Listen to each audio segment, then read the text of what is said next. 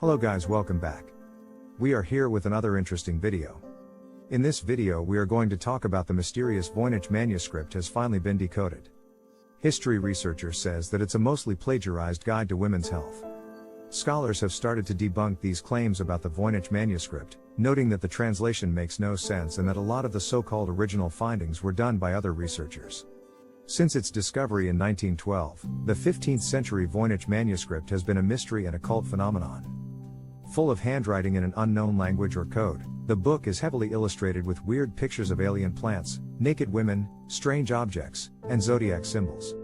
Now, history researcher and television writer Nicholas Gibbs appears to have cracked the code, discovering that the book is actually a guide to women's health that's mostly plagiarized from other guides of the era.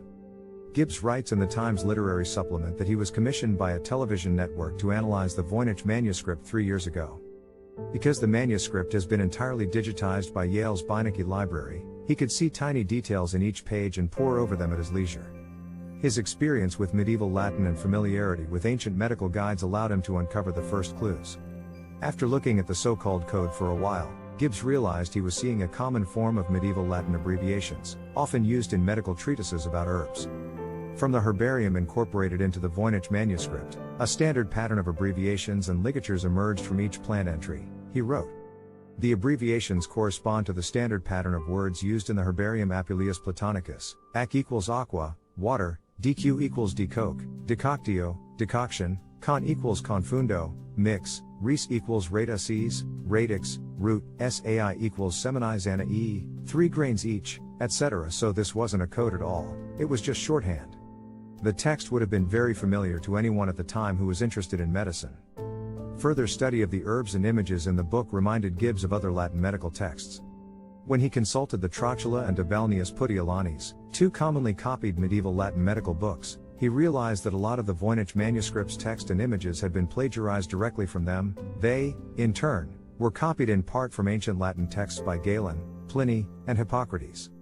During the Middle Ages, it was very common for scribes to reproduce older texts to preserve the knowledge in them.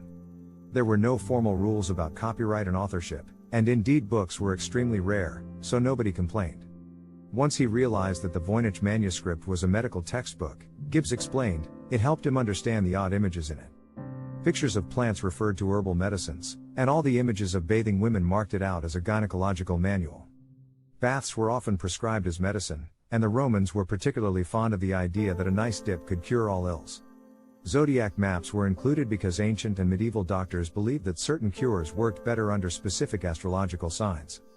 Gibbs even identified one image, copied, of course, from another manuscript, of women holding donut-shaped magnets in baths.